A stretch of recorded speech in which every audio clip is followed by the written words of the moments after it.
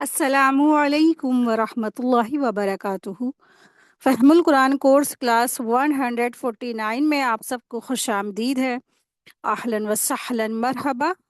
آج کا ہمارا لیسن ہے سورہ النور، آیت 30 سے آیت 35 تک۔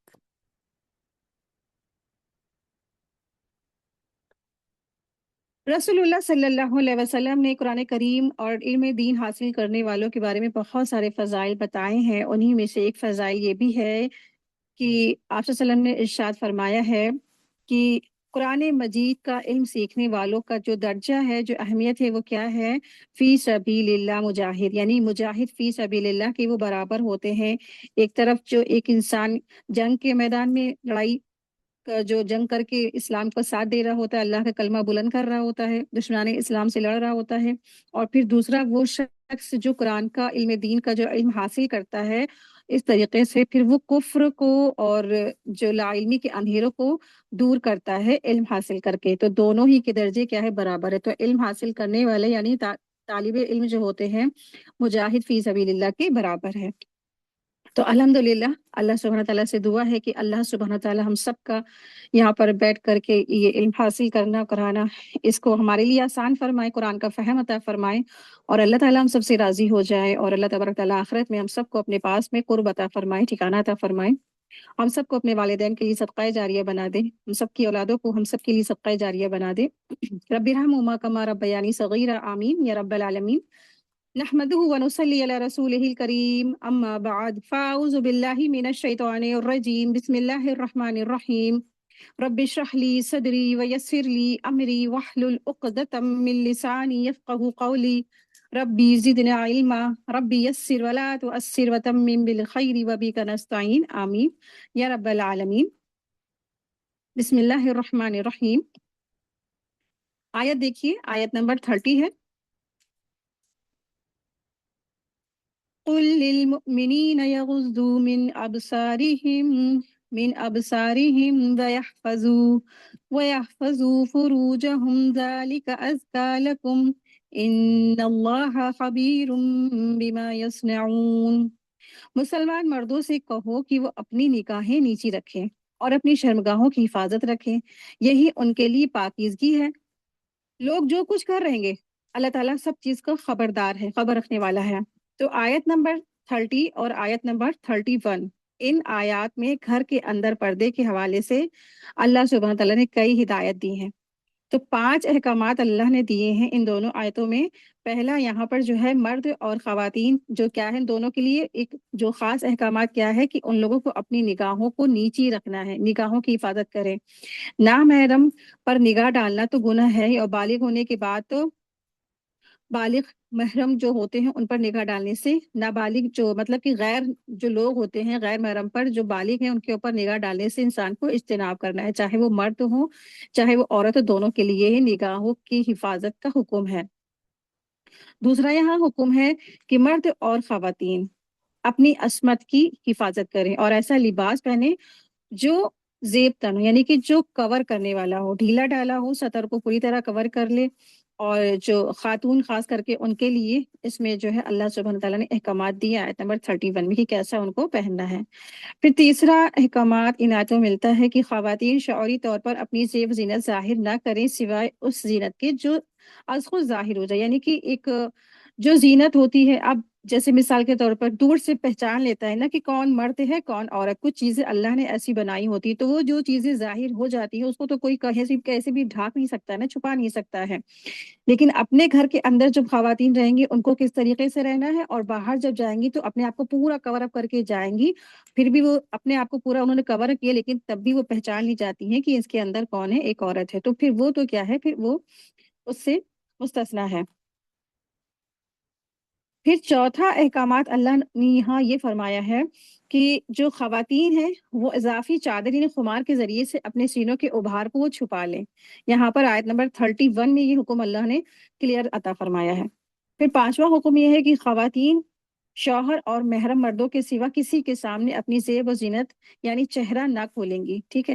چہرہ اور کلائی اپنے گھر میں جو جیسے شوہر ہوتے ہیں یا گھر میں جو محرم مرد ہوتے ہیں ان کے سامنے انسان چہرہ اور اپنا ہاتھ یا پیر اپنے کھلے رکھ سکتا ہے، لیکن غیر محرم کے جو لوگ ہوتے ہیں یعنی کہ آؤٹ آف گھر، یعنی گھر کے باہر کا جو ایریا ہے، وہاں پر جب جائیں گی خواتین تو پورا کور اپ کریں گی اپنے آپ کو۔ اور پھر اللہ نے چھٹا حکم یہاں پہ یہ دیا ہے کہ خواتین چلتے ہوئے قدم زور سے زمین پر نہیں ماریں گی، اور یہاں تک کہ ان کو چلنا بھی ایسے ہے کہ لوگوں کا جو اٹریکشن ہے اپنی طرف وہ نہ کھینچے، ایسے چلے کہ پردے والی چلائی بھی ان کو کرنی ہے۔ ساتواں حکم اللہ نے یہاں یہ فرمایا ہے کہ اللہ نے جو بھی ان ذکر کیا ہے ان سب پر عمل کرنے کے حوالے سے کوتاہی پر اللہ تبارک تعالیٰ کیا مسلسل کیا ہے، اگر کسی نے کیا ہے تو پھر اس کو توبہ استغفار بھی کرنا ہوگا۔ ٹھیک ہے، تو زمانے جاہلیت میں ہوا ہے بہت سارے لوگوں کے ساتھ نا کہ ان لوگوں نے ایسی زندگی گزاری، پھر اللہ نے آیات اتاری پردے کی۔ اب آپ دیکھیں کہ 13 سال جو مکہ کا جو دور رہا، وہ 13 سال تک حجاب کی کوئی آیت نہیں نازل ہوئی۔ پھر اللہ سبحانہ تعالیٰ نے جو مدینہ ہے وہاں پر یہ حجاب کی آیتیں نازل ہوئی۔ اب جو 13 سال کا جو گزر گیا وقفہ قرآن کے ساتھ کا جو تھا دور، اور پھر ایسے جو صحابیات تھی وہ بھی بنا پردے کے، مطلب وہ پردہ تو ان کا ہوتا تھا لیکن چہرہ کھلا، ہاتھ ہتھیلی کھلی۔ تو اللہ نے کہا کہ ٹھیک ہے، تم لوگوں نے جو ہے نا اب تمہیں معلوم ہو گیا، اب تمہیں کیا کرنا ہے، اب آئندہ زندگی تمہیں ایسے گزارنی ہے جو تم سے ہو چکا تم اس پہ توبہ کرو اور آئندہ تقوی کے ساتھ زندگی گزارو۔ تو آیت نمبر 30 دیکھتے ہیں کہ اس میں کیا احکامات ہیں۔ اس میں اللہ تبارک تعالیٰ نے اپنے مومن بندوں کو یہ حکم دیا ہے کہ وہ اپنی نظروں کو نیچی رکھیں۔ اگر قصدن یا ارادے کے بغیر اچانک سے کسی غیر محرم عورت پر نگاہ پڑ جائے تو فوراً اپنی نظریں نیچی پھیر لیں۔ ٹھیک ہے، تو یہاں خاص کر کے مردوں کے لیے یہاں پر حکم ہے آیت نمبر 30 میں۔ تو اکثر عورت یہ کہتی ہے نا کہ ہمارے لیے سارے احکامات ہیں، ہمارے لیے سارے حکم ہیں، مردوں کے لیے کیوں نہیں؟ تو آپ دیکھ لیں کہ یہاں پر آیت نمبر 30 میں یہاں مردوں کے لیے اللہ نے خاص حکم نازل فرمائے ہیں۔ پہلے مردوں سے خطاب ہے، پھر آیت نمبر 31 میں عورتوں سے خطاب ہے۔ تو یہاں پہ مردوں کو کیا کرنا ہے، اپنی نگاہوں کو نیچی کرنا ہے، اپنی نظروں کی حفاظت کرنا ہے۔ ایک اچانک سے جو نظر چلی جاتی ہے اور پھر کیا ہے یا بغیر کسی ارادے کے اٹھ جاتی ہے، تو لیکن اگر دیکھا کہ سامنے غیر محرم ہے، کوئی ایسا کوئی اور ہے، تو پھر فوراً اپنی نظروں کو نیچی کر لینا چاہیے۔ اور پھر ساتھ میں ان کے لیے بھی حکم ہے اللہ نے دیا وَيَحْفَظُوا فُرُوجَهُمْ، اور ان کو چاہیے کہ وہ اپنی شرمگاہوں کی حفاظت کریں، نہ بدکاری کریں نہ ہی اپنے شرمگاہوں کو کسی کے سامنے کھولیں، یعنی کہ اپنی جسم کو بھی ان کو ڈھکنا ہے، کور اپ کرنا ہے۔ ٹھیک ہے، تو مرد کا جو کور کرنے کا ایریا ہے وہ ناف کے نیچے سے لے کے گھٹنوں تک کی کا جو ایریا یہ پورشن ہے اس کو کور کرنا ہے، ان کو بھی اس کو غیر محرم کے سامنے نہیں ظاہر کرنا ہے، غیر محرم عورتوں کے سامنے ان کو اس چیز کو ظاہر نہیں کرنا ہے۔ اور پھر آپ دیکھیں کہ جس کے لیے آپ دیکھیں آج جو کشتی وغیرہ ہوتے ہیں یا اس طریقے سیریل ہوتے ہیں، اس میں تو بالکل ہی بعض جو مرد ہوتے ہیں اس طریقے سے ہوتا ہے۔ آپ دیکھیں کہ کتنا انسان لا علمی میں آ کے کیسی کیسی چیزیں دیکھ رہا ہوتا ہے، اس کو خود نہیں خبر ہوتا ہے کہ وہ کیا دیکھ رہا ہے نا، تو یہ سب گناہ کے کام ہے۔ تو اس طریقے سے جو مرد سامنے آ جاتے ہیں ان کو دیکھنا بھی گناہ ہے، اور وہ جو ایسے سامنے آ رہے ہیں وہ اپنے لیے تو گناہ گار ہے، پھر دوسروں کے لیے بھی گناہ گار ہوتے ہیں۔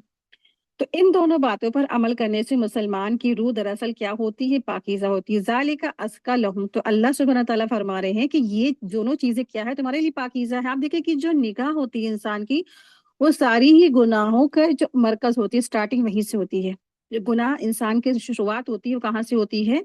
آنکھوں کے ذریعے سے، آنکھوں سے انسان دیکھتا ہے اور پھر کیا ہوتا ہے، پھر انسان کے ساتھ برا کی طرف اس کی رہنمائی ہوتی چلی جاتی ہے۔ اسی لیے آنکھوں کی ہی کیا کر دیا گیا کہ اپنی آنکھوں کو نیچی کر لو، اپنی آنکھوں کو مت دکھاؤ ادھر ادھر، اور جو ہے جو غیر محرم تمہاری عورتیں ان کو تمہیں نہیں دیکھنا ہے۔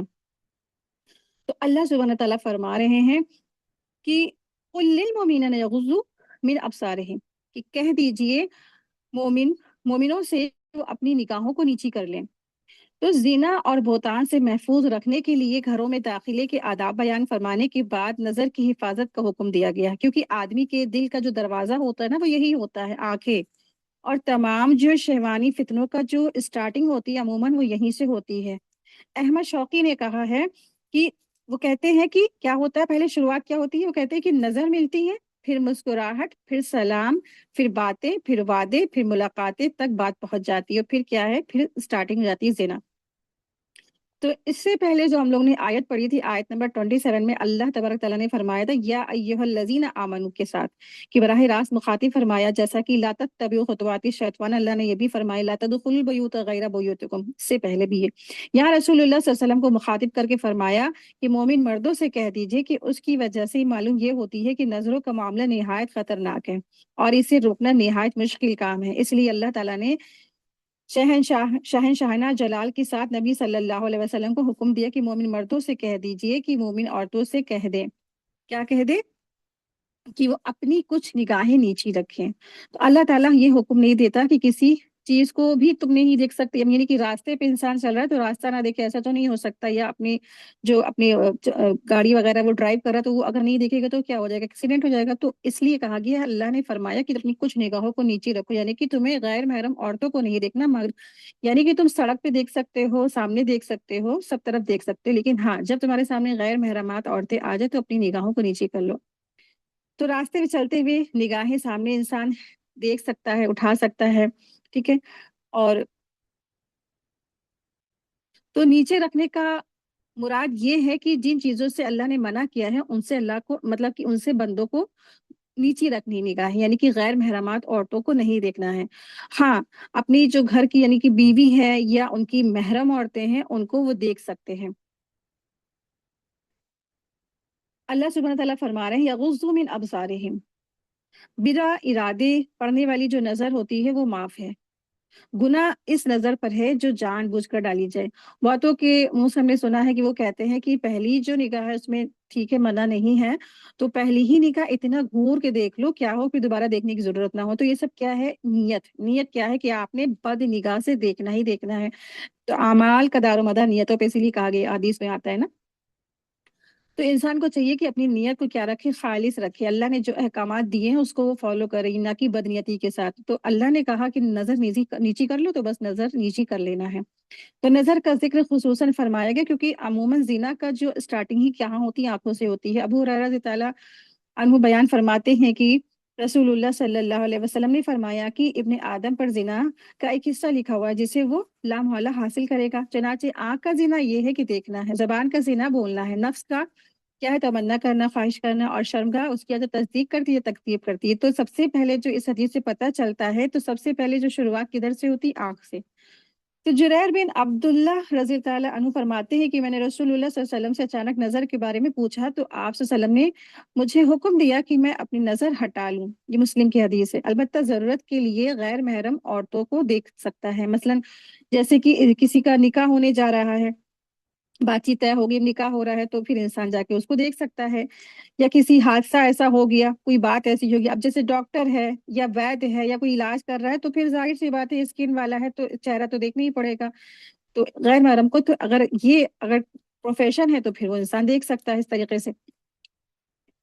तो गैर महरम औरतों को तब देख सकते हैं जब एक हदीस पता चलती है कि आप सल्लल्लाहु अलैहि वसल्लम ने फरमाया कि एक जो सहाबी थे उनकी बातचीत तय होगी, उनका नाम था सैयदना मुगीरा बिन शुआइब रज़ी अल्लाह अन्हु। बयान करते हैं कि उन्होंने एक औरत से मंगनी की तो रसूलुल्लाह सल्लल्लाहु अलैहि वसल्लम ने फरमाया, उस औरत को देख लो क्योंकि तुम दोनों में क्या है, आगे की जो जिंदगी है वो एक लंबी तवील, यानी कि निकाह का जो होता है वो ऐसा तो नहीं कि एक दो दिन का कर लिया फिर छोड़ दिया। तो आइंदा की जो लंबी जो एक जिंदगी तुम्हें करनी है, पूरी निभानी है, तो फिर क्या करना है, तो तुम जिससे तुमने तुम्हारी बातचीत पक्की हुई है, फिक्स हुई है, तो उसको जाके देख लो। ये तिरमिजी की हदीस है। तो ऐसा किया जा सकता है कि जहां बातचीत पक्की हुई है तो जो लड़का है लड़की है वो एक दूसरे को देख सकते हैं। फिर इसी तरह से अब ये भी नहीं कर सकते हैं कि इंसान इसी को फैशन बना ले कि हाँ हर जगह जा रहा है, हर जगह बच्चे मतलब लड़का लड़की एक दूसरे को देख ही रहे हैं, तो इसी को ही एक तरह से इसका फैशन भी नहीं बना लेना चाहिए। हाँ, कि अगर कहीं एक जगह दो जगह बात ठहर गई है तो हाँ ये कि फाइनल अब हो गया है तो ठीक है, एक लड़के को एक नजर दिखाया जा सकता है। और फिर उसके बाद भी ये नहीं कि हद से नहीं गुजरना है कि इंसान फोन नंबर ले रहा है, कांटेक्ट ले रहा है और फिर क्या कर रहा है, बातचीतें शुरू, फिर मिलना शुरू, तो ये सब तो गुमराही वाला है। एक और हदीस से मिलता है कि सैयदना अबू हुरैरा रज़ी अल्लाह अन्हु बयान करते हैं कि रसूलुल्लाह सल्लल्लाहु अलैहि वसल्लम के पास एक आदमी आए जो किसी अंसारी यानी अंसार की औरत से वो शादी करना चाहते थे। तो आप सल्लल्लाहु अलैहि वसल्लम ने इससे फरमाया, क्या तूने उससे देख लिया है? तो उसने कहा नहीं। आप सल्लल्लाहु अलैहि वसल्लम ने फरमाया, जाओ और उसे देख लो क्योंकि अंसार की औरतें आंखों में उनके कुछ ऐब होता है, इसलिए आप सल्लल्लाहु अलैहि वसल्लम ने इन मौकों पर औरत को देख करके निकाह करने को कहा है, ताकि आइंदा जो जिंदगी है वो खुशहाली भरी हो, सुकून वाली हो, ना कि किचकिच वाली। और हदीस में भी आता है कि रसूलुल्लाह सल्लल्लाहु अलैहि वसल्लम ने इरशाद फरमाया, जो शख्स मुझे अपनी जबान और शर्मगाह की हिफाजत की जमानत दे दे तो मैं उसके लिए जन्नत का जामिन हूँ। यहाँ पर अल्लाह सुब्हानहू तआला ने फरमाया ना कि वया फजू फुरूजहुम, जो मोमिन होते हैं वो क्या करेंगे, अपनी शर्मगाहों की हिफाजत करें। तो हदीस में भी आता है, अल्लाह के रसूल ने फरमाया कि तुम बस मुझे दो चीजों की मुझे क्या करो, अमानत दे दो बस। तुम अभी जो है ना, तुम जो जबान की और शर्मगाह की तुम अगर हिफाजत की जमानत दे दो तो मैं तुम्हें जन्नत का मैं तुम्हें जमानत देता हूँ। ये बुखारी की हदीस, हदीस नंबर 6474 इसका नंबर है। रसूलुल्लाह सल्लल्लाहु अलैहि वसल्लम ने इरशाद फरमाया, कोई औरत किसी औरत से मिलने के बाद अपने शौहर से उस औरत का जिक्र इस तरह ना करे कि गोया वो उसे देख रहा हो। ठीक है, यानी ऐसी जो तारीफें करना, फिर उसका हुस्न जमाल और उसकी नाक नक्शा चेहरा वगैरह ऐसा प्रिस्क्राइब जैसे करता है ना इंसान, बिल्कुल बहुत तारीफ करता है, वो बहुत फौला, वो जो बहुत खूबसूरत थी, बहुत स्टाइलिश थी, इस तरह से की चीज बयान करना, तो इससे मना फरमाया आप सल्लल्लाहु अलैहि वसल्लम ने। तो ये तमाम चीजें क्या होती हैं, इंसान को फितने में मुब्तला कर सकती हैं, इसीलिए हदीसों से और अल्लाह के अहकामात से इस तमाम चीजों से रोक दिया गया एक मोमिन मर्द को।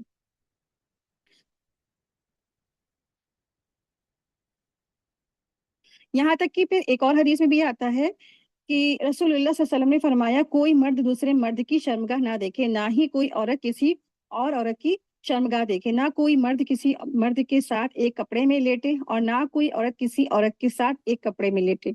ठीक है, तो कोई भी गैर औरत किसी गैर औरत के साथ एक कपड़े में नहीं लेटे, और ना ही कोई गैर मर्द, अब एक मर्द अपने मतलब आपस में जो जवान मर्द हैं वो साथ में एक कपड़े में नहीं लेटे, इससे मना फरमाया। क्योंकि ना इंसान के पास में तीसरा जो कौन सबसे बड़ा दुश्मन आप लोगों को पता ही है, इबलीस है। वो न जाने क्या क्या आजकल जो होमोसेक्सुअलिटी वाला जो चल रहा है, तो इसमें इंसान मुब्तला हो सकता है ना। तो बहुत सारे आपने कहानी किस्से भी सुने होंगे। बहरहाल इसीलिए इस्लाम ने इन सारी फाहिश गोई से होने से पहले ही अल्लाह ने हम सबको इससे रोक दिया, क्योंकि फलाह पाना है ना, तो कद अफलाहल मोमिनून आए, जो इस पारे का आगाज ही इस चीज से हुआ था। तो पाने वाले, जो कामयाबी पाने वाले वो लोग कौन है, उनके बारे में डिटेल से बताया गया इसी पारे में।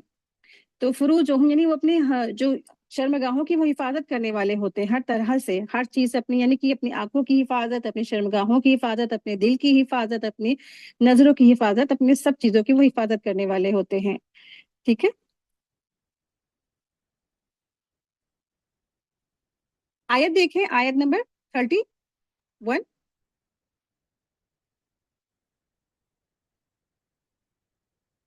मुसलमान औरतों से कह दीजिए कि वो अपनी निगाहें नीची रखें और अपनी असमत में फर्क न आने दें, और अपनी जीनत को जाहिर ना करें सिवाय उसके जो जाहिर है, और अपने गिरेबानों पर अपनी ओढ़नियां डाल रखें, और अपनी आराइश को किसी के सामने जाहिर ना करें सिवाय अपने खाविंदों के, या अपने वालिद के, या अपने ससुर के, या अपने लड़कों के, या अपने खाविन के लड़कों के, या अपने भाइयों के, या अपने भतीजों के, या अपने भांजों के, या अपने मेल जोल की औरतों के, या गुलामों के, या ऐसे नौकर चाकर मर्दों के जो शहवत वाले ना हो, या ऐसे बच्चों के जो औरतों के पर्दे की बातों से मुत्तला नहीं हो, और इसी तरह जोर जोर से पांव मारकर ना चले कि उनकी पोशीदा जीनत मालूम हो जाए। ए मुसलमानों, तुम सब के सब अल्लाह की जनाब में तौबा करो ताकि तुम निजात पाओगे। अल्लाह सुबहान तआला ने यहाँ पर अब जो खवातीन हैं, जो औरतें हैं, उनके लिए जो उनके घर में जो उनको पर्दा करना है उसके बारे में यहाँ जिक्र है। ठीक है, कुछ पॉइंट अल्लाह ने बाहर के बारे में बोले हैं, लेकिन शुरुआत में जो आयत है उसमें अल्लाह सुबहान तआला ने जो औरतों को हुक्म दिया है अपने घर के अंदर वो कैसे पर्दे में रहेंगी, तो यहाँ पर अल्लाह सुबहान तआला ने ये अहकामात दिए हैं। तो इस आयत में मोमिन मर्दों की तरह मोमिन औरतों को हुक्म दिया गया है कि वो भी अपनी निगाहें नीची रखें, अजनबी और गैर महरम मर्दों को वो ना देखें, और अगर कभी अचानक किसी गैर महरम पर या मर्द पर नजर पड़ जाए तो फौरन अपनी नजरों को नीची कर ले, अपनी शर्मगाहों की हिफाजत करे, ना बदकारी करे वो, और ना अपने शौहर के अलावा किसी के सामने अपने जिस्म को जाहिर करे। इसी तरह अपनी जीनत को किसी के सामने जाहिर नहीं करे। अलबत्ता जो चीजें खुद ही जाहिर है या उन्हें कभी मजबूरन जाहिर करना पड़ता है, जैसे कभी ऐसा हो जाता है ना कि इंसान का ये जो ओढ़नी ही पहने हुए है ऊपर का, तो वो फिसल गया, तेज हवा से उतर गया, या ओढ़नी का जो जाहिरी हिस्सा है ऊपर का बनावट ऐसी होती है, या चोटी या वगैरह या जूड़ा वगैरह हल्का फुल्का जाहिर हो जाता है, या रास्ता देखने के लिए इंसान दोनों आंखों को, जो जैसे कभी इंसान होता है कि बहुत ज्यादा अंधेरा है तो आंखों को खोल लेता है या देख कर चल रहा होता है, तो या बाज वक्त बहुत तेज आंधी आ रही होती है और उसका कपड़ा हट जाता है, तो ये क्या है, ये सब अल्लाह ताला के नजदीक इस पर कोई मुआवजा नहीं है। या कोई एक्सीडेंट हो गया तो फिर अचानक से उसका पर्दा ही उठ गया। अब आपने देखा होगा फिलिस्तीन में जो हालात थे, तो उसमें ऐसा जबरदस्त जो जंग हो रही थी, लेकिन वहां की औरतें तो माशाल्लाह ही है कि वो लोग जो थी रात को सोती भी थी तो हिजाब ओढ़ करके, अबाया अपना पहन करके, कहती थी कि बस पता नहीं कब मौत आ जाए, तो हम मौत भी हमको इस हाल में आए कि हम अल्लाह के अहकामात को अपनी जिंदगी में फॉलो करने वाले हों। तो इतनी जबरदस्त माशाल्लाह उनका ईमान का लेवल है। तो हिजाब में वो सोती थी, हिजाब में वो उठती थी, हिजाब ही में अपने आप को उन्होंने पूरा कवर अप कर रखा। इल्ला मा ज़हरा मिन्हा से मुराद ये ली है कि हिजाब से चेहरा और हाथ मुस्तस्ना है। ठीक है, तो घर के अंदर इंसान जब रहता है तो अपने जो चेहरे का और अपने हाथों को खोल सकता है, यानी औरतों को गैर महरम से, जो अपने जो हमारे घर में जो महरम रहते हैं उनसे क्या करना है, चेहरा और अपना हाथ खोल सकते हैं। लेकिन बहुत सारे लोग आज इस बारे में कहते हैं कि इल्ला मा ज़हरा के बारे में वो बड़ी बड़ी बहसें करते हैं और इस बात की वो दलील देते हैं, कहते हैं कि जो गैर महरम से भी हम क्या कर सकते हैं, औरतें अपना चेहरा और अपना हाथ वगैरह, कलाई वगैरह वगैरह खोल सकती हैं। तो ऐसा नहीं है, इसके बारे में आप देखिए कि हदीस में ही पता चलता है। सबसे हम लोगों ने इम्पोर्टेंट हदीस जो उस दिन पढ़ी थी ना, तो बहुत बहुत बहसें छिड़ी हुई हैं और बहुत बड़ा एक तबका है वो कहता है कि चेहरे और हाथ का पर्दा नहीं है। तो इसीलिए बहुत सारे लोगों को आपने देखा होगा कि वो अपना फेस खोल के चलते हैं पब्लिकली, जो जहाँ प्लेसेस होते हैं वहां पे वो लोग अपने फेस को खोल के चलते हैं। तो आप देखिए कि जब कयामत वाक़ई होगी, पहली दलील तो हम आपको अपने बस अपने थोड़ा फ़हम के हिसाब से देते हैं कि कयामत वाक़ई होगी और अल्लाह ताला के सब हुज़ूर में खड़े हो गए। एक ग्रुप वो था जो कहता था कि पर्दा चेहरे का नहीं है और हाथों का नहीं है, ठीक है? तो उन्होंने नहीं किया। और एक ग्रुप वो था कि जिन्होंने कहा कि चेहरा पर्दे का भी और हाथों का भी, उन्होंने अपने आप को कवर अप करके रखा। अब लेकिन अल्लाह ताला के यहाँ हिसाब-किताब कायम है और अल्लाह सुब्हाना ताला फरमा रहे हैं कि मैंने तो तुम्हें हुक्म दिया था कुरान में कि तुम्हारे लिए जो पर्दा चेहरे का भी है और हाथों का भी है, तो उस वक्त आप बताइए कौन क्या करेगा? वो लोग तो कामयाब हो गए ना, जिन्होंने दुनिया की जिंदगी में अपने चेहरों को पर्दा किया था, अपने हाथों को पर्दा किया, और वो लोग तो नाकामयाब होंगे ना कि जिन्होंने अपने चेहरे को खोल के रखा, अपने हाथों को खोल के रखा। ठीक है, फिर दूसरा पॉइंट ऑफ व्यू ये होता है कि अल्लाह ताला ने कहा ठीक है कि तुम लोग ने अपना चेहरा और अपने हाथ को खोल के रखा, ठीक है, हमने तो तुम्हें यही हुक्म दिया कि तुम्हें चेहरे और हाथ को खोल सकते हो पब्लिकली प्लेस में। अब आप देखिए कि एक जो वो लोग हैं कि जिन्होंने अपने चेहरे और अपने हाथों को कवर अप करके रखा पब्लिकली प्लेस में भी, तब क्या होगा, उनके एक्स्ट्रा जो पॉइंट बनते हैं, एक्स्ट्रा वाले जो इनाम आते हैं, तो अल्लाह तबारक ताला क्या उसके देने वाले नहीं? अल्लाह तबारक ताला से बड़ा कोई कदरदान नहीं है? आपको पता होगा हम सब उस लेवल से गुजर चुके हैं जब हम सब के बीच में कोरोना आया था। हम सबको ना चाहते हुए भी ना पब्लिकली और अपने घरों में, यहाँ तक कि लोगों ने अपने चेहरों पे मास्क लगाए हुए थे। आप देखिए कि मास्क जब लगाता है इंसान तो सांस लेना कितना मुश्किल होता है ना कि नहीं? आप देखिए कि सांस नहीं ले पा रहा है इंसान, और सांस ले रहा वही गरम गरम सांस से, ठंडी सांसें आती हैं, क्योंकि जो हम अपने बॉडी से निकाल रहे होते हैं फिर हमें वापस से अपने अंदर वो लेना होता है, क्योंकि मास्क जो इतने मोटे मोटे से लग गए थे। तो आप देखिए कि अल्लाह सुब्हान तआला से बढ़ के क्या कोई कदरदान है कि जो शख्स, जो औरत अपनी अल्लाह के डर की खातिर अपने चेहरे को इस तरह से सारी जिंदगी वो कवर करके उसे रखा और अपने आप को बचा के रखा, और अपने चेहरे में इस तरह से गर्मी और सर्दी और तकलीफ होने के बावजूद उसने अपने चेहरे को कवर अप करके रखा, तो अल्लाह से बढ़ के कोई कदरदान है क्या? तो अल्लाह से बढ़ के कोई कदरदान नहीं है। अल्लाह ताला उसके लिए बेहतरीन अफजल और फजल और बेहतरीन कदरदानी करेंगे इंशाल्लाह इंशाल्लाह। तो देखिए कि अल्लाह की रजा इंसान को मिल जाए इसी ही बात पे, जिसे कि अल्लाह को यही एक अमल पसंद आ जाए, क्या मालूम है ना, कि इस बंदी ने अल्लाह के डर के लिए अपने चेहरे को भी ढका हुआ था। और आप देखिए कि एक जो इंसान है जो पर्दे अपने चेहरे को नहीं कर रहे हैं और वहां जाके पता चलेगा कि नहीं पर्दा करना था कवर का, तो आप बताइए कि वहां से कोई वहां से लौट कर आ सकता है दोबारा अपनी जिंदगी सारा पर्दे में कहे गुजारे कि हम ठीक है, हम जा रहे हैं अल्लाह, हम सारी जिंदगी पर्दा ही करेंगे, तो क्या वहां से कोई मौका मिलने वाला है? ठीक है, तो इससे ये बात पता चलती है कि पर्दा जरूरी है चेहरे का।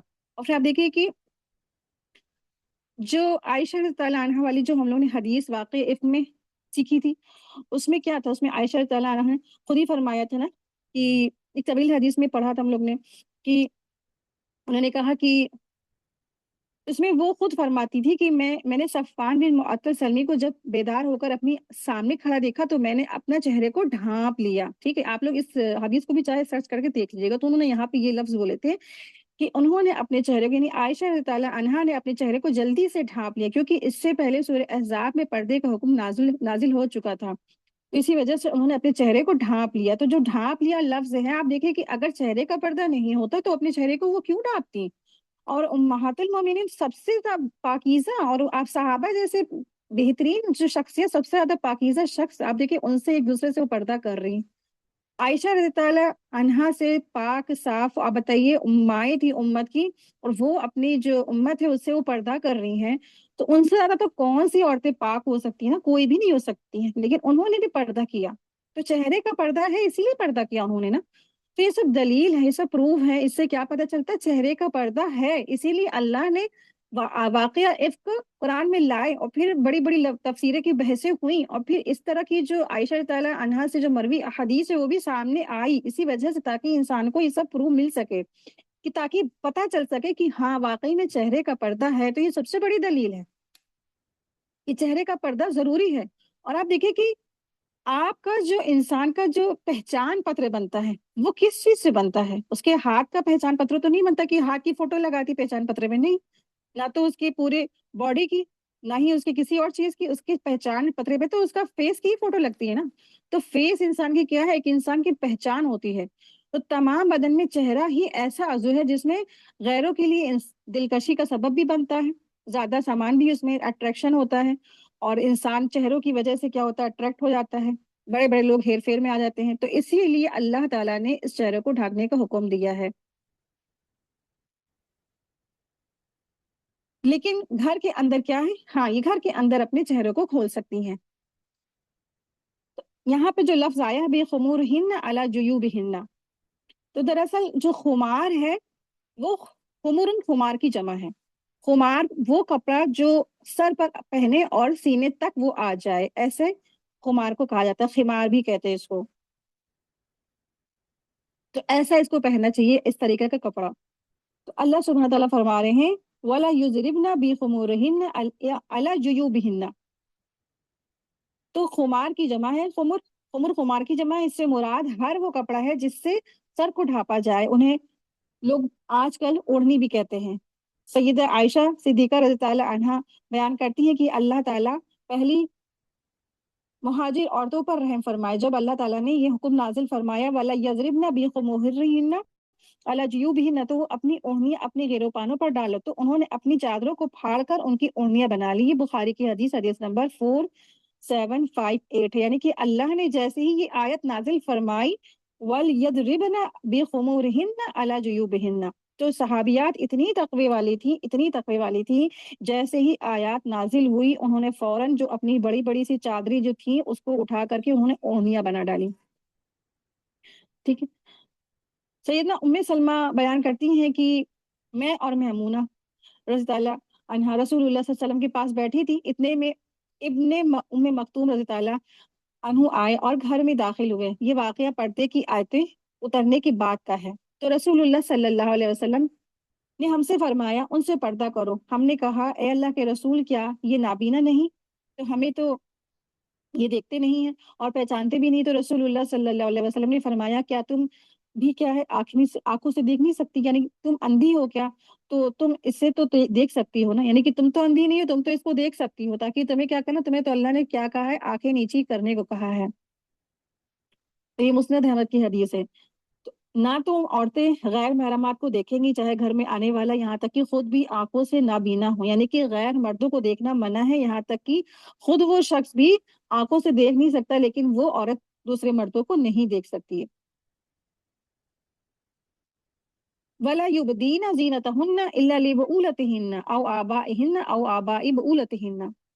آیت میں دوبارہ اظہار زینت سے منع کیا گیا ہے. ٹھیک ہے، دو بار یہ لفظ آیت میں آیا ہے قرآن کی. پہلی مرتبہ کہاں پہ آیا؟ یہاں پر آیا ہے وَقُلْ لِلْمُؤْمِنِينَ يَغْضُضْنَ مِنْ أَبْصَارِهِنَّ وَيَحْفَظْنَ فُرُوجَهُنَّ وَلَا يُبْدِينَ زِينَتَهُنَّ. ایک بار یہاں پہ آیا، پھر دوبارہ اس کے بعد یہاں پہ دیکھیں آیا ہے بِخُمُورِهِنَّ عَلَى جُيُوبِهِنَّ وَلَا يُبْدِينَ زِينَتَهُنَّ إِلَّا لِبُعُولَتِهِنَّ. اس طریقے سے دو مرتبہ آیا ہے. تو دوبارہ اظہار زینت سے منع کیا گیا تاکہ اس کے بعد ان لوگوں کا ذکر کیا جائے جن کے سامنے مسلمان عورت بغیر پردہ کیے جا سکتی ہے.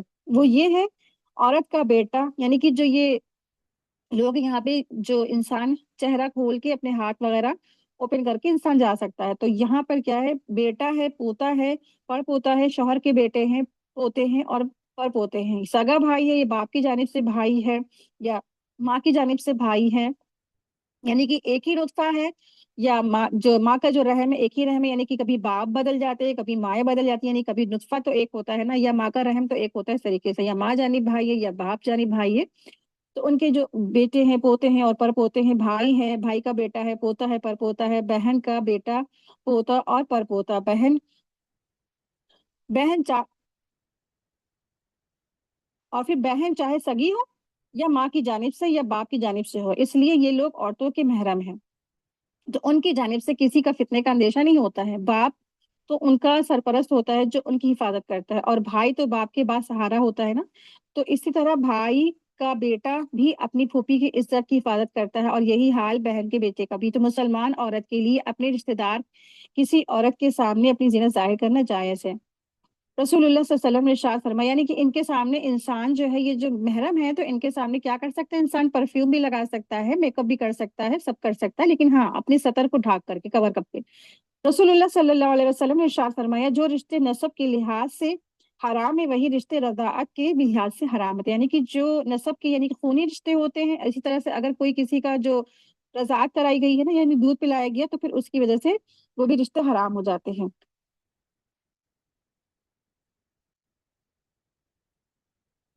ولا یبدین زینتہن الا ما ظہر منہا، اور اپنی زینتوں کو ظاہر نہ کریں مگر جو اس میں سے ظاہر ہو جائے۔ تو حضرت عبداللہ بن مسعود رضی اللہ عنہ نے فرمایا کہ اس سے اوپر کی چادر مراد ہے۔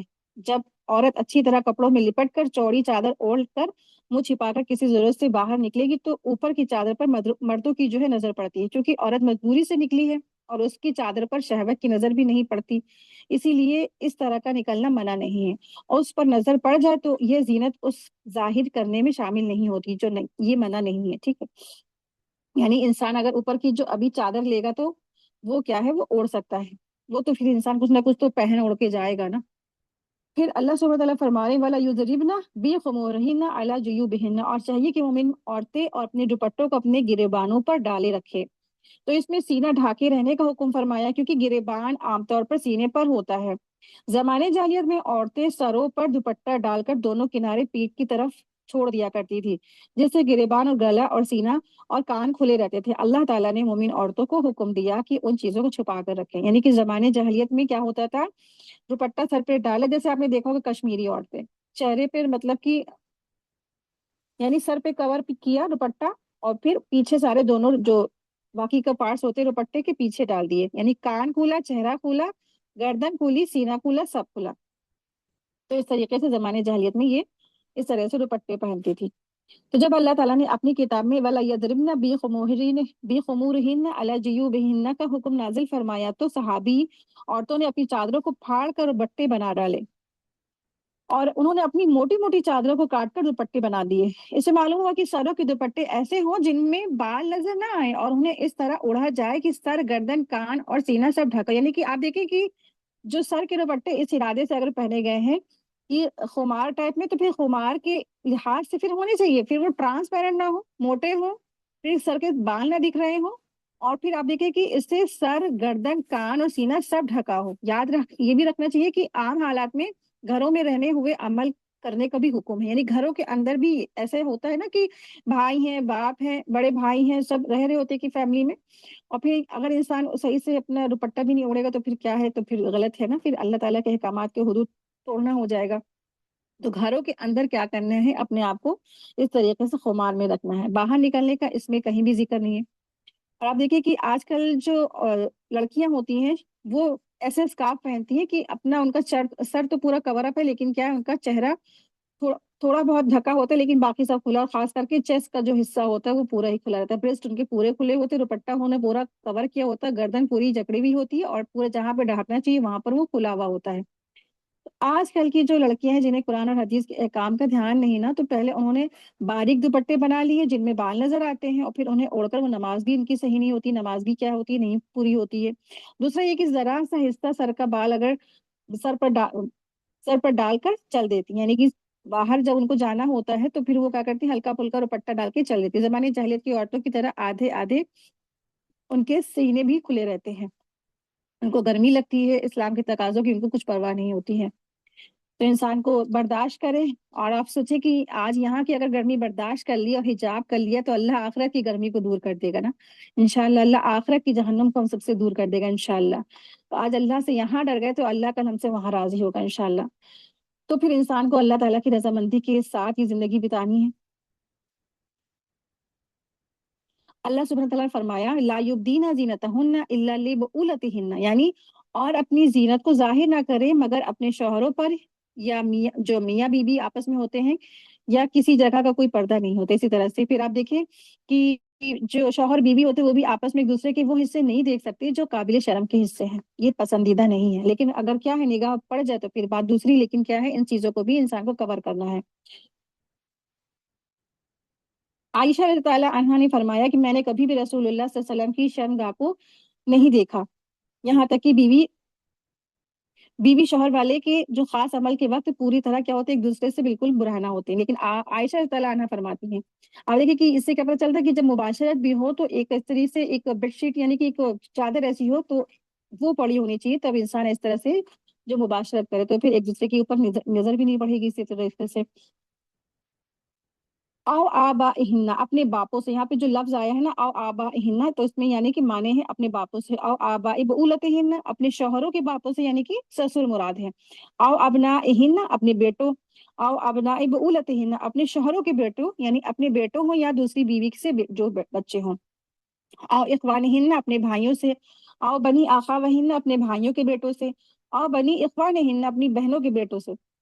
آیت میں الفاظ سے معلوم ہوا کہ عورت کا اپنے باپ یعنی جس سے میں دادا بھی شامل ہیں، یعنی کہ باپ میں یہ دادا نانا بھی شامل ہیں، اور پھر شوہر کا باپ بھی، اور اپنے لڑکے اور شوہر کے لڑکے جو کسی دوسری بیوی سے ہوں، اور اپنے بھائی جو لفظ آیا ہے تو اس میں چاہے حقیقی بھائی ہو، چاہے شریک بھائی ہو، چاہے رضاعت والے بھائی ہو، سب شامل ہیں، یعنی کہ ایسے بھائی مطلب کہ وہ محرم وہی ہوتے ہیں نا جن سے نکاح نہیں ہو سکتا ہے۔ اور پھر اللہ سبحانہ تعالیٰ نے فرمایا اپنی بہن کے لڑکوں میں تینوں قسم کی بہن داخل ہیں، بھائی بہن داخل ہیں جن کا ذکر اوپر بھی ہوا ہے۔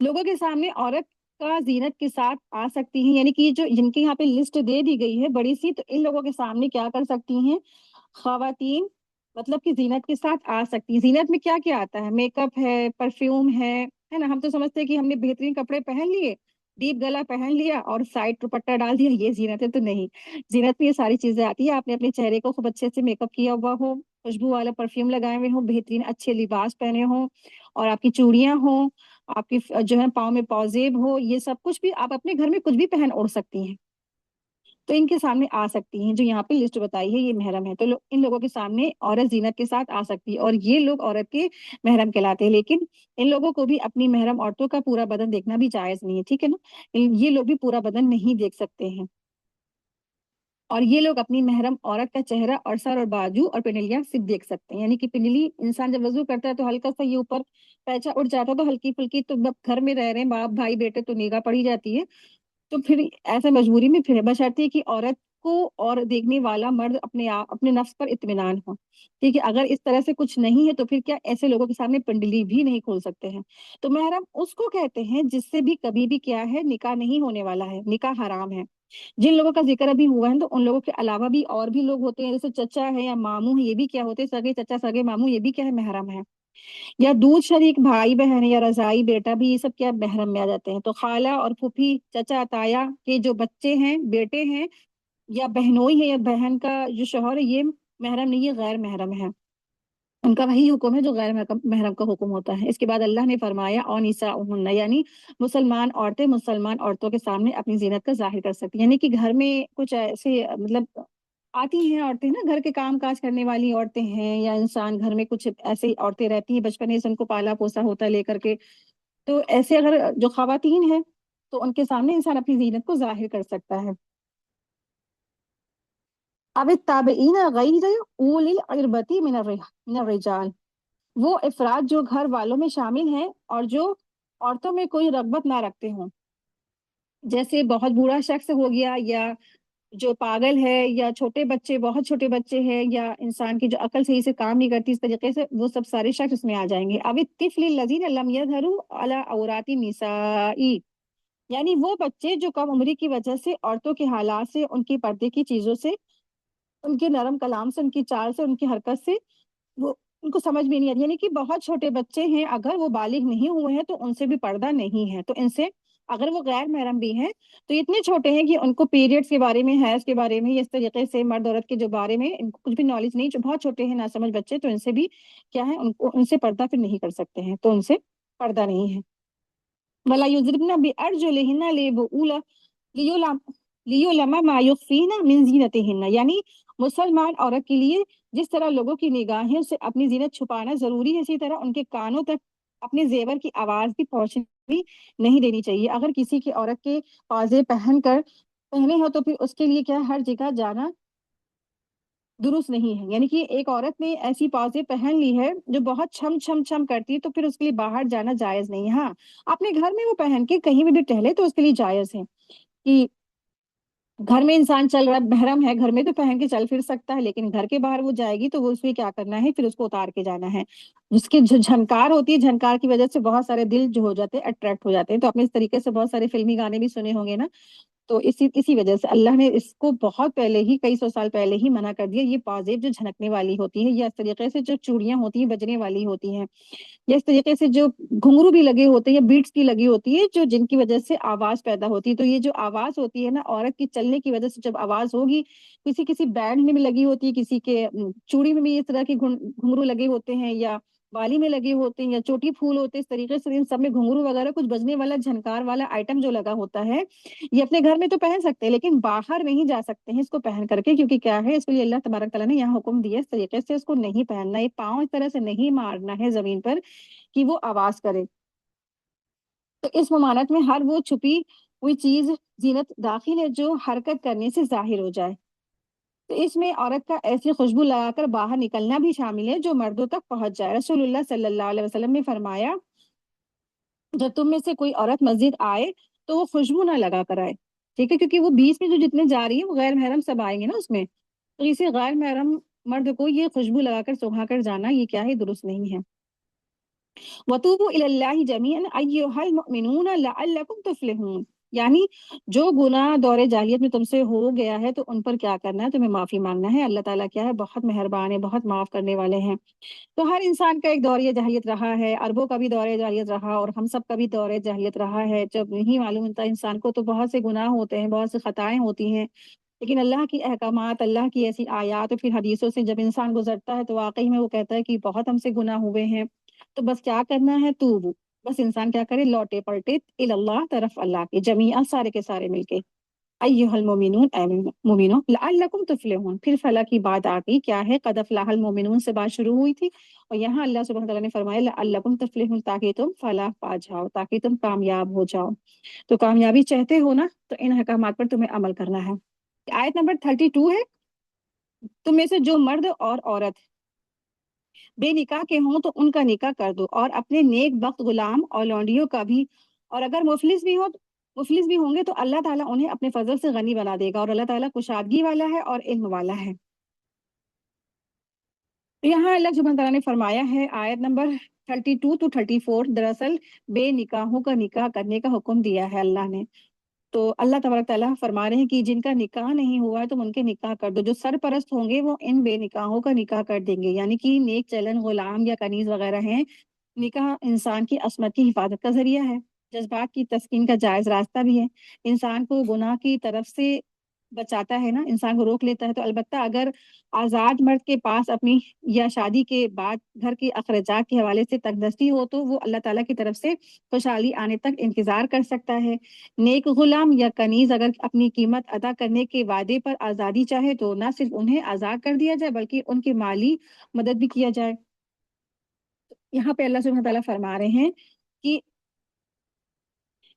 تم میں سے جو مرد اور عورت بے نکاح ہوں تو ان کا نکاح کر دو. تو یہاں پر دراصل اللہ سبحانہ تعالیٰ حکم دے رہے ہیں ان لوگوں کو جن کے انڈر میں یہ مرد عورتیں کام کر رہے ہیں. تو اس میں وہ سارے لوگ آ جاتے ہیں جو سرونٹس ہے، یا اس زمانے میں لونڈی غلام کا جو دور تھا نا. اب تو پھر اللہ کے رسول صلی اللہ علیہ وسلم نے اس کو ختم ہی کر دیا تھا. جب حجت الوداع تھا، آخری خطبہ آپ صلی اللہ علیہ وسلم نے دیا تو پھر لونڈی غلام کا سارا سلسلہ ختم ہو گیا.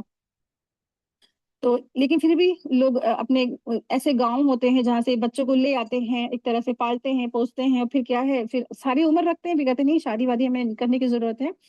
लेकिन इसी तरीके के उन्हीं के बारे में अल्लाह ने हुक्म दिया है कि तुम्हारे यहाँ अगर कोई ऐसी मर्द हैं या औरतें हैं तो तुम्हारे क्या हैं, वो कुंवारे हैं तो उनका निकाह कर दो, और उनका जो है, और अपने नेकबख्त गुलाम लौंडी का भी जो तुम्हारे घर में हो, या बच्चों का भी हो, या तुम्हारे लौंडी गुलाम है, वो सब के सब हो। और अल्लाह सुब्हानहू तआला फरमाया अगर वो मुफलिस होंगे तो अल्लाह ताला उन्हें अपने फजल से गनी कर देगा। अल्लाह ताला कुशादगी वाला है और इल्म वाला है।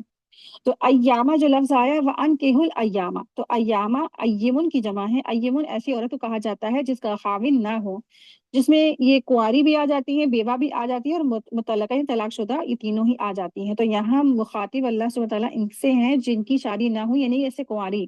तो यहाँ मुराद कुंवारी औरतें हैं अय्यमुन से, ठीक है। और ऐसे मर्द भी हैं जो अय्यमुन, जिनको अय्यमुन कहते हैं। तो यहाँ पे इन तीनों ही मुराद है। अब देखिए कि अय्यमुन में ऐसी औरतें मुराद है जो कुंवारी भी हो, बेवा हो, और जो तलाकशुदा है। तो इन तीनों में ही कोई भी है, अगर वो घरों में है तो उनका क्या करना है, निकाह कर देना है। और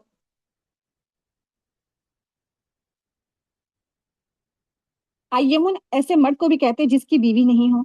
तो आयत में खिताब दरअसल किनसे है, सरपरस्त, जो सरपरस्त होते हैं, जो कफालत करते हैं, उनसे है, कि अल्लाह तबारक ताला उनको हुक्म दे रहे कि तुम उनका निकाह कर दो। और आयशा रज़ी अल्लाह अन्हा से एक हदीस मिलती है, बयान करती है रसूलुल्लाह सल्लल्लाहु अलैहि वसल्लम ने इरशाद फरमाया जिस औरत ने अपनी वली की इजाजत के बगैर निकाह किया वो निकाह बातिल है, वो निकाह बातिल है, वो निकाह बातिल है। तो इस आयत से भी दलील मिलती है कि सरपरस्त के बगैर क्या है, निकाह नहीं है। और इस हदीस से भी दलील मिलती है कि बगैर किसी, मतलब कि वली, यानी वली वो होता है, सरपरस्त होता है, यानी कि बाप हो या भाई हो या बाप भाई कोई नहीं हो, तो कोई भी जैसे उसने कफालत की वो सरपरस्त होता है, तो उसके बगैर मौजूदगी के तो निकाह वो बातिल हो जाता है। तो ये जो हदीस है तिरमिजी की हदीस है, हदीस नंबर 1102 है।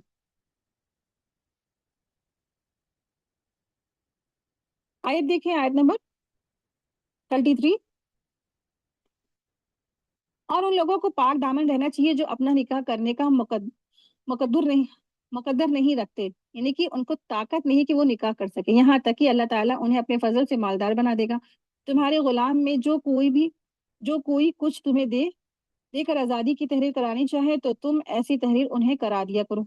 और तुम उनसे उनमें से कोई भलाई नजर आती है और वो अल्लाह ताला ने जो माल तुम्हें दे रखा है उसमें से उन्हें भी दो।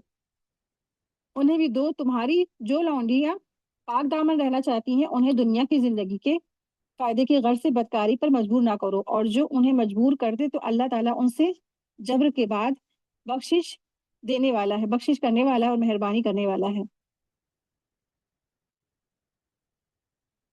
अल्लाह सुब्हानहू तआला यहाँ फरमा रहे हैं कि अब यहाँ पर अल्लाह सुब्हानहू तआला ने कहा है, और उन लोगों को जो पाक दामन रहना चाहते हैं, जो अपना निकाह करके मकदूर नहीं करना चाहते हैं। तो यहाँ पर भी एक निकाह से रिलेटेड ही हुक्म है, यानी जो शख्स किसी मजबूरी की वजह से शादी नहीं कर सकता है उसे चाहिए है कि वो सब्र करे, यानी कि उसकी इतनी इस्तिताअत नहीं है कि अगर वो शादी कर लेगा तो फैमिली को कैसे आगे चलाएगा, बहुत गरीब है, बहुत ज्यादा कुछ नहीं अफोर्ड करता, तो फिर क्या है, उसको ऐसे शख्स को क्या करना चाहिए, सब्र कर ले, सब्र से काम ले, फिर रोजे रख ले और नमाज पढ़ ले और अल्लाह से दुआ करे, और अल्लाह से दुआ करता रहे कहीं वो ऐसा ना हो कि शैतान के नलगे में फंस ना जाए और अपनी उफ़्फ़त या पाक दामनी की हिफाजत वो उससे ना कर सके, तो अपनी वो इज्जत और इफ़्फ़त की हिफाजत करे ऐसे शख्स से। रसूलुल्लाह सल्लल्लाहु अलैहि वसल्लम ने इरशाद फरमाया 7 आदमी ऐसे हैं जो अल्लाह ताला के यहाँ उस रोज यानी कयामत के दिन उन्हें अपने अर्श के साए में जगह अता फरमाएगा, जिस दिन उसके यानी अल्लाह के साए के अलावा कोई साया नहीं होगा। पहला वो है इंसाफ करने वाला हुक्मरान, फिर दूसरा वो है ऐसा नौजवान जिसने अपने रब की इबादत में अपनी तन्हाई गुजारी हो और तन्हाई में रोता हो अल्लाह को याद करके। तीसरा वो शख्स है ऐसा जो शख्स है जिसका दिल मस्जिद में अटका रहता हो। चौथा वो शख्स ऐसे दो आदमी जो आपस में महज अल्लाह की खुशनुदी के लिए एक दूसरे से मोहब्बत करते हो। पांचवा वो शख्स ऐसा जो शख्स है कि ऐसे इक्तदार और इस्तेमाल वाली जो ऐसी औरत है, उसने बदकारी की दावत दी मगर उसने उसको कहा कि मैं अल्लाह से डरता हूँ। छठा ऐसा शख्स उसने सदका किया और दूसरे हाथ को पता नहीं चला। सातवां वो शख्स ऐसा जो आदमी जिसने तन्हाई में अल्लाह को याद किया, उसकी आंखों से आंसू जारी हो गए। तो ये सब क्या है, इन्हीं की कैटेगरी में। अब देखिए कि इसी में वो सात जो लोग हैं उन्हीं में ऐसा वो शख्स है जिसको एक शख्स ने बदकारी, मतलब एक औरत ने बदकारी की तरफ दावत दी, फिर उसने कहा कि मैं अल्लाह से डरता हूँ, तो ऐसे शख्स को अल्लाह ताला कयामत के दिन अर्श का साया अता फरमाएंगे। रसूलुल्लाह सल्लल्लाहु अलैहि वसल्लम ने फरमाया 3 शख्स ऐसे हैं जिनसे कयामत के दिन अल्लाह ताला कलाम नहीं करेगा। نہ ان کا تزکیہ فرمائے گا، نہ ان کی طرف نگاہ اٹھا کر دیکھے گا، اور یہی نہیں بلکہ انہیں دردناک عذاب میں مبتلا فرمائے گا۔ ان میں سے ایک عمر رسیدہ زانی، یعنی کہ ایک بہت برا شخص ہو گیا، اس نے اس حالت میں زنا کیا ہو۔ اور پھر دوسرا جھوٹا بادشاہ، اور پھر تیسرا متکبر فقیر، یعنی جو محتاج ہو کر بھی غرور و تکبر کرتا تھا۔ ایسے لوگوں کے لیے کیا ہے، اللہ سبحانہ تعالیٰ ایسے لوگوں کو قیامت کے دن نہ ان کی طرف دیکھیں گے، نہ ان سے بات کریں گے، نہ ان کو پاک کریں گے، اور ان کے لیے دردناک عذاب ہے۔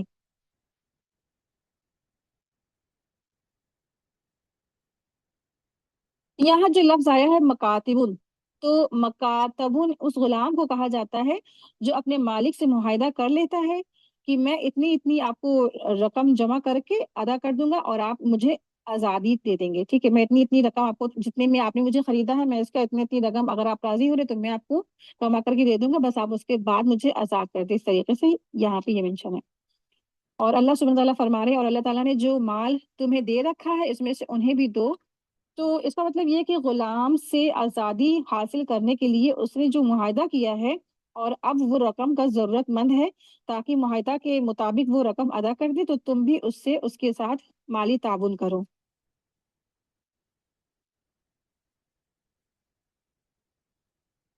آیت دیکھیں، آیت نمبر 34۔ ہم نے تمہاری طرف کھلی اور روشن آیتیں اتاری ہیں، اور ان لوگوں کی کہاوتیں جو تم سے پہلے گزر چکی ہیں، اور پرہیزگاروں کے لیے نصیحتیں ہیں۔ آیت دیکھیں، آیت نمبر 35۔ اللہ تعالیٰ نور ہے آسمانوں کا اور زمین کا۔ اس کے نور کی مثال مثل ایک تاک کی ہے جس میں چراغ ہو، اور چراغ شیشے کی قندیل میں ہو، اور شیشہ مثل چمکتے ہوئے روشن ستارے کے ہو۔ وہ چراغ ایک بابرکت درخت یعنی زیتون کے تیل سے جلایا جاتا ہو، جو درخت نہ مشرقی ہو نہ مغربی۔ خود وہ تیل قریب ہے کہ آپ ہی روشنی میں دینے والا، یعنی خود سے اپنے آپ سے چلنے والا ہو، اور اگرچہ اسے آگ نہ بھی چھوئے تو نور پر نور ہے۔ اللہ تعالیٰ اپنے نور کی طرف رہنمائی کرتا ہے جسے چاہتا ہے۔ لوگوں کے سمجھانے کو تو یہ مثالیں اللہ تعالیٰ بیان فرماتا ہے، اور اللہ تعالیٰ ہر چیز کے حال کو بخوبی واقف ہے۔ اللہ سبحانہ تعالیٰ نے یہاں پر اپنے مثال دی ہے کہ اللہ تعالیٰ کیا ہے، اللہ نور السماوات والارض، کہ اللہ تعالیٰ کیا ہے، زمین اور آسمان کا نور ہے۔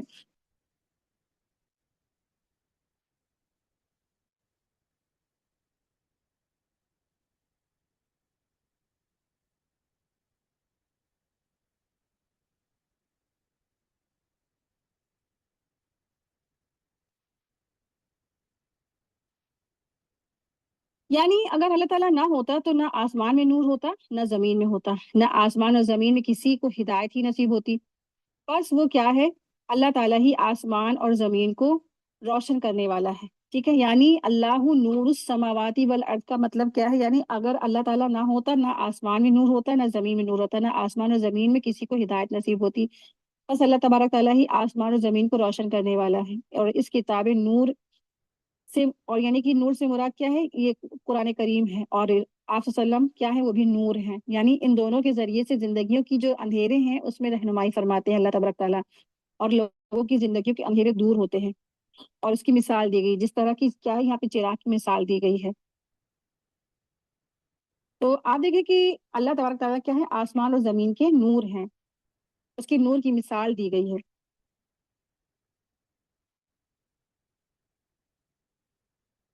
جی، تو اللہ سبحانہ وتعالیٰ فرما رہے ہیں کہ اللہ نور السماوات والارض، اللہ تعالیٰ کیا ہے، زمین اور آسمان کا نور ہے۔ تو یہاں پر جو اللہ کا جو نور ہے، اس سے مراد کیا ہے، کہ جو اللہ تعالیٰ خود نورانی ہے، اللہ ہی کے نور سے ساری کائنات میں نور پھیلا ہوا ہے، ٹھیک ہے۔ اور اللہ سبحانہ تعالیٰ کیا ہے، خود ایک نور ہے۔ اللہ تعالیٰ کیا ہے، خود ایک نور ہے، اور اللہ تعالیٰ کی ہی تجلی اس پہ پردہ پڑا ہوا ہے۔ اگر کوئی بھی ایسا اس پہ پردہ نہ ہوتا تو پھر پوری کائنات جل کر کوئلہ ہو جاتی۔ تو اللہ تعالیٰ کی نور ہے، اور اسی کے نور کی وجہ سے یہ جو ہمارے کیا گھروں میں روشنی ہے، جو سورج میں روشنی ہے، جو ہماری آنکھوں میں روشنی ہے، یہ سب کیا ہے، وہ اللہ تعالیٰ ہی کے نور کی روشنی ہے، ٹھیک ہے۔ تو جو سورج، چاند، ستارے، چاند، یہ جو لائٹ ہمیں ملتی ہے، یہ سب کیا ہے، یہ اللہ تعالیٰ ہی کے نور کی وجہ سے ہے۔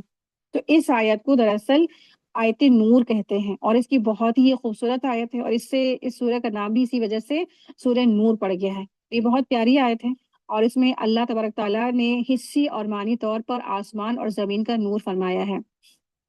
اللہ تعالیٰ بذات خود ایک نور ہے اور اس کا حجاب نور ہے، اور وہ اپنے حجاب کو ہٹا دے تو اس کے چہرہ مبارک کے انوار جلال حد نگاہ تک ساری مخلوق کو جلا کر کیا ہو جائے گی، ختم ہو جائے گی، راکھ ہو جائے گی۔ اور اللہ تعالیٰ کے ہی نور سے عرش، کرسی، سورج، چاند اور جنت سب منور ہیں۔ اسی طرح معنوی نور کا منبع یہ بھی ہے کہ اس کی کتاب اللہ یعنی کہ قرآن کریم کیا ہے، اللہ کی کتاب نور ہے، اس کی شریعت بھی کیا ہے، نورانی ہے، ایمان کی بھی کیا ہے، نور ہے، اور اللہ تعالیٰ کے رسول اور اس کے مومن جو بندے ہیں ان کے دلوں میں جو معرفت الہی ہوتی ہے، اللہ کی پہچان ہوتی ہے، وہ بھی کیا ہے، اللہ کا دیا ہوا نور ہے۔ اور اگر اللہ تعالیٰ کا نور نہ ہوتا تو گمراہیوں کے کٹا ٹوپ اندھیرے ہوتے اور چھائے ہوئے ہوتے، لہٰذا ہر وہ مقام جہاں اللہ کا نور نہیں وہاں اندھیروں میں وہ ڈوب جاتا ہے وہ چیز۔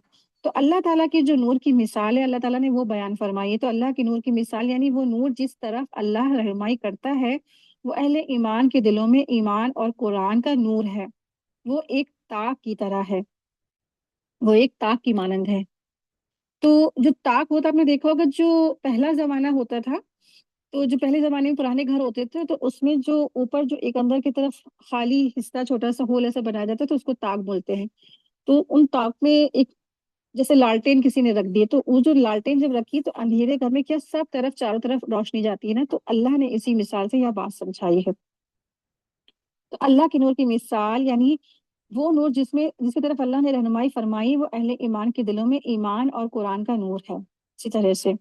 اور پھر یہ جو ہے اس کی جو مثال ہے، وہ جو چراغ ہے وہ کہاں ہے، وہ تاک پر ہے۔ تو تاک چراغ کی روشنی کو جمع کر دیتا ہے، اور جب ایک بندہ جگہ پر اپنے جو چراغ رکھے ہوئے ہوتا تو روشنی کنسنٹریشن ہو جاتی ہے اور اس کو بھی بکھرنے نہیں دیتی ہے، اور جس سے چراغ شیشے کے فانوس میں رکھا ہوا ہو اور بھی فانوس کی وجہ سے اور صفائی سے خوبصورتی سے وہ صاف دکھنے لگتی روشنی۔ یعنی کہ آپ دیکھیں کہ جو چراغ ہوتا ہے نا اس میں اگر وہ چاروں طرف ایک چمنی ہوتی ہے ٹرانسپیرنٹ شیشے کی، تو وہ اگر وہ اس کے اوپر رکھ دی جاتی ہے اگر، تو کیا ہوتا ہے اس کی جو روشنی ہوتی ہے اور زیادہ بڑھ جاتی ہے، تو اس کو فانوس کہا گیا ہے۔ تو اس کی وجہ سے خوبصورتی بھی بڑھتی ہے روشنی کی اور روشنی بڑھ جاتی ہے۔ جب وہ چمکتا ہے تو وہ ستارے جیسا ہو جاتا ہے، تو وہ موتی کی مانند چمکتا ہے، یعنی وہ جو چراغ جو چمکدار فانوس کے اندر سے زیتون کے تیل سے روشن کیا جاتا ہے جس کا شعلہ سب سے زیادہ روشن ہوتا ہے، اور وہ نہ مشرقی جانب ہوتا ہے اور نہ مغربی، یعنی کہ جس تیل سے وہ چلایا جاتا ہے وہ چراغ روشن کیا جاتا ہے، اس تیل کی خاصیت یہ ہے کہ جس پھل سے یعنی کہ جس چیز سے وہ آتا ہے اس پیڑ کی بھی خاصیت یہاں بتائی گئی ہے۔ تو تیل سے جو روشن کیا جاتا ہے جس کا شعلہ سب سے زیادہ روشن ہوتا ہے اور سب سے زیادہ منور ہوتا ہے، اور جو نہ مشرقی ہوتا ہے اور نہ مغربی جانب ہوتا ہے، اور نہ ہی یعنی اس پر سورج کی پوری طرح روشنی پڑتی ہے، اور ایسی جگہ زیتون کا جو تیل ہے دراصل اس سے ملک شام میں فلسطین کے زیتون میں ہی ایسا ہوتا ہے، اور جیسے صبح شام کی روشنی حاصل ہوتی ہے، سورج کا جو ایسا آنا اور جانا اس کی وجہ سے وہ نہایت عمدہ درخت اور اس کے پھل نہایت عمدہ ہے، تو اس کا تیل بھی بہت صاف ہوتا ہے۔ تو روشنی پر ورش اور نور پر نور، یعنی آپ کی روش اور زیتون کی تیل کی روش۔ تو یہ مثال جو اللہ تعالیٰ نے بیان کی ہے نا، یہ دراصل مومن کے حالات کی مثال ہے، ٹھیک ہے نا؟ تو مثال سمجھے ایک بار اور ہم لوگ دیکھ لیتے ہیں کہ اللہ سبحانہ تعالیٰ نے یہاں پہ جو مثال بتائی ہے، یہاں پہ مثل نور ہی، تو ہدایت کا مرکز، ہدایت کا جو سینٹر ہے، مومن کا جو دل ہے، دل میں کیا ہے، سینے ہیں، اور سینے کی جو شیپ ہے تاک کی طرح ہوتی ہے۔ تو یہاں پر ابن قیوم کی تفسیر کے چند پوائنٹ ہیں، اس کے 3 پوائنٹ بتائے گئے ہیں کہ 3 معنی مراد ہیں۔ پہلا یہ ہے اللہ ہی ذریعہ ہدایت ہے، زمین اور آسمان کا اور کائنات کا۔ ہدایت کو اللہ نے نور سے تشبیہ دی ہے، اللہ ہی ہدایت کا ایک سورس ہے، اللہ ہی پورے کائنات کا نور ہے۔ دنیا کی تمام روشنی، سورج، چاند، یہ بھی اللہ تعالیٰ کی طرف سے ہیں، اللہ تعالیٰ خود نور ہے، اللہ تعالیٰ ہی جانتا ہے اللہ تعالیٰ کا نور کیسا ہے۔ تو محراب جو یہاں مراد ہے تو اس سے مراد مومن کا سینہ ہے، شیشہ جو مراد ہے وہ مومن کا قلب ہے، اور چراغ مراد ہے ایمان کی روشنی۔ جتنا زیادہ انسان کا ایمان ہوگا اتنی زیادہ چاروں طرف روشنی پھیلتی چلی جائے گی، پڑتی چلی جائے گی۔ الزجاجہ یعنی لالٹین یا قندیل، ایسا چراغ بلب جو شیشے میں ہو تاکہ اس میں زیادہ روشنی پھیلے۔ بندہ مومن جو ایمان ہدایت نصیب جس کو جاتی تو اس میں صرف اپنے آپ کو نہیں بلکہ دوسروں کو بھی فائدہ پہنچاتا ہے۔ آپ نے دیکھا ہوگا کہ یہ چراغ ہے جو لالٹین ہے وہ اکیلا ہی تو فائدہ نہیں اٹھاتا ہے نا، وہ دوسروں کو بھی کیا ہوتا ہے، سب طرف روشنی بکھیرتا ہے۔ کوکبہ، کوکبہ یعنی ستارہ ہے، سورج نہیں، सूरज नहीं, चांद नहीं, क्योंकि ना इनको ग्रहण लग जाता है, यानी सितारे को कभी भी ग्रहण नहीं लगता, हमेशा चमकता रहता है। कबा से तशबीह दी गई है।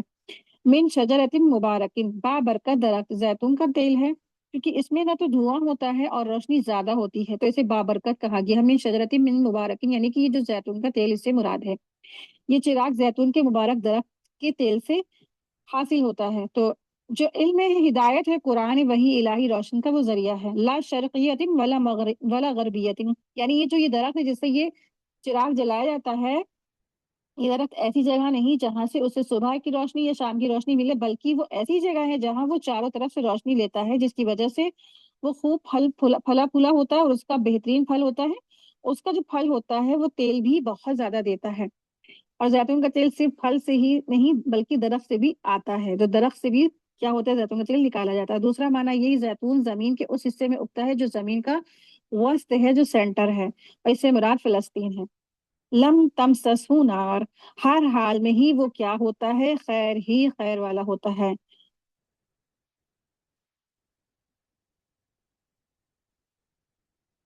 तो इस आयत में दरअसल क्या बताया गया है कि अल्लाह सुब्हानहू तआला ने इसमें अपनी बताया है कि अल्लाह ताला नूर है जमीन और आसमान का, और फिर नूर की मिसाल दी है। और फिर दरअसल जो लोग जो आप देखिए कि कुरान करीम अल्लाह के रसूल सल्लल्लाहु अलैहि वसल्लम पर नाजिल हुआ, और फिर क्या हुआ उसके बाद, आप वसल्लम के दिल पर नाजिल होने के बाद अल्लाह के रसूल सल्लल्लाहु अलैहि वसल्लम ने चारों तरफ जो था इल्म की रोशनी फैलाई। ठीक है। इल्म की रोशनी क्या है, वो भी क्या है, नूर है। कुरान का नूर है ना, दीन का नूर है, ईमान का नूर है, ये सब चारों तरफ फैलाई। फिर अब उसके बाद जो लोग भी ये इस कुरान करीम का इल्म हासिल करने वाले हैं, अपने दिल के अंदर अल्लाह के इस कुरान करीम को, इस नूर को जितना भी लेंगे, तो फिर वो एक ताक के मानिंद हो जाएगा। जिसमें ये क्या है, मिसाल अल्लाह ने लाए हैं यहाँ पे, जो ताक के ऊपर रखा है। ताक के ऊपर जो चिराग है, चिराग जब ऐसी ऊंची जगह पर होता है जिससे वो चारों तरफ उसकी रोशनी फैल जाती है, बहुत मुनव्वर हो जाता है। इसी तरह से एक मोमिन का दिल है, उसके दिल में जब अल्लाह की आयत उतरती है, अल्लाह की पैगामात उतरते हैं, अल्लाह के अहकामात होते हैं, तो वो खुद तो रोशन होता ही होता है, साथ में उसका जितना भी वो आसपास का एरिया है, पूरा इलाके हैं, पूरा माहौल है, वो सब पुरनूर हो जाता है। हो ही नहीं सकता कि कहीं पे उसके आसपास अंधेरा हो। तो मेहराब क्या है, दरअसल मोमिन का सीना है। चिराग क्या है, ईमान की रोशनी है। ठीक है।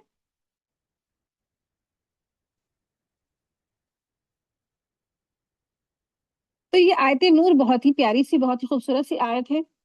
और नूर पर नूर से मुराद यानी जो आपकी रोशनी है, यानी जैतून के तेल की रोशनी, यानी कि आप देखें कि एक तो तेल है वो जलने वाला होता है, और वो भी ऐसा तेल निकलना कि नूर अला नूर, यानी कि ऐसा जलने वाला तेल जो बिल्कुल ऐसा मिनटों में जल जाए, सेकंडों में जल जाए, ऐसा स्पेशल खास करके वो ऑयल आता है ना उससे निकल के, तो नूर अला नूर है।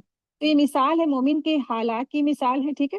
कि मोमिन का दिल अल्लाह के नूर से मुनव्वर है, और अल्लाह ताला ने इसे फितरत पर पैदा किया है। तो सबसे पहला फितरत का नूर है कि वो फिर क्या है, जो जैतून के तेल की तरह पाक है, फिर फितरत में सलीम है, और फिर जब ईमान आया तो उसके दिल को उसने और रोशन कर दिया, जैसे चिराग की बत्ती को रोशन कर देती है। और इसी तरह ईमान से उसके अंदर शैतान की नजासत निकल गई, और फिर उसके बाद वो कुरान का नूर, इल्म का नूर हासिल करता है, तो सारे जो नूर होते हैं इकट्ठे हो जाते हैं। नूरुम अला नूर में ये भी आ जाता है कि सारे के सारे नूर इकट्ठे हो गए। कैसे, ईमान का नूर, कुरान का नूर, फिर आप सल्लम की उम्मती होने का नूर, फिर मुसलमान होने का नूर, सारे के सारे नूर इकट्ठे हो गए, तो इंसान को हिदायत तक की रहनुमाई हासिल हो जाती है। तो इस आयत को आयत नूर भी कहते हैं। और इसकी जो तफसीर है, इसकी तफसीर में लोगों ने पूरी पूरी कई कई बुक्स लिखी हैं। तो ये वाकई में थोड़ी मुश्किल है, और हो सकता है मुश्किल लग रही है, लेकिन बहरहाल इतनी मुश्किल भी नहीं, अल्लाह ताला आप लोगों को फहम दे।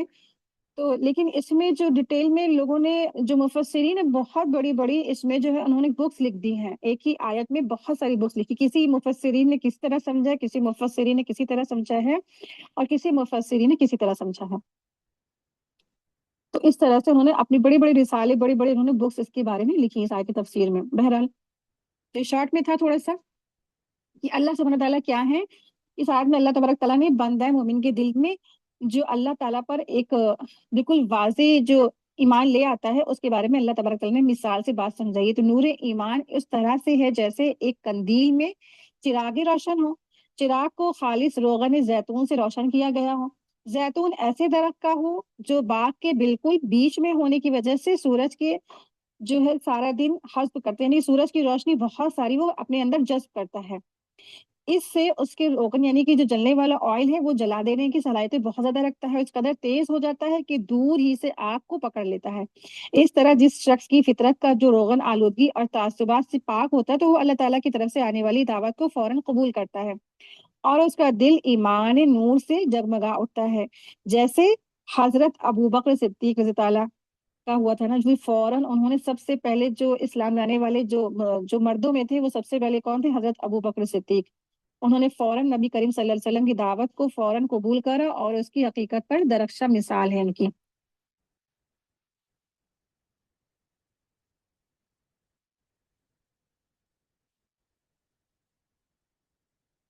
تو یہاں پر جو لفظ ہے اللہ سبحانہ وتعالیٰ نے فرمایا ہے کہ یہدی اللہ لنورہ من یشاء، یعنی اللہ تعالیٰ نے اپنے نور کی طرف رہنمائی کرتا ہے جس کو وہ چاہتا ہے۔ تو نور سے مراد ایمان اور اسلام ہے، یعنی اللہ تعالیٰ جن کے اندر ایمان کی رغبت اور اس کی طلب کو دیکھتا ہے تو اس کی جو ہے رہنمائی فرما دیتے ہیں۔ تو جس نے نا دین اور دنیا کی سعادتوں کے دروازے جس کے لیے کھل گئے تو وہ کیا ہے، وہ بہت ہی خوش قسمت ہو جاتا ہے، جس کی طرف اللہ سبحانہ تعالیٰ نے ہدایت عطا فرما دی تو کیا ہے، وہ بہت خوش قسمت ہو گیا۔ تو الحمدللہ اللہ تبارک تعالیٰ سے دعا ہے کہ اللہ سبحانہ تعالیٰ ہم سب کو اس ہدایت کے راستے پہ جمائے چلائے اور منزل مقصود تک پہنچا دے، آمین یا رب العالمین۔ اسی کے ساتھ ہی آج کی ہماری کلاس مکمل ہوئی، وآخر دعوانا ان الحمدللہ رب العالمین، سبحانک اللہم و بحمدک، اشہد ان لا الہ الا انت، استغفرک و اتوب الیک۔ السلام علیکم ورحمۃ اللہ وبرکاتہ۔ جزاکم اللہ خیرا کثیرا۔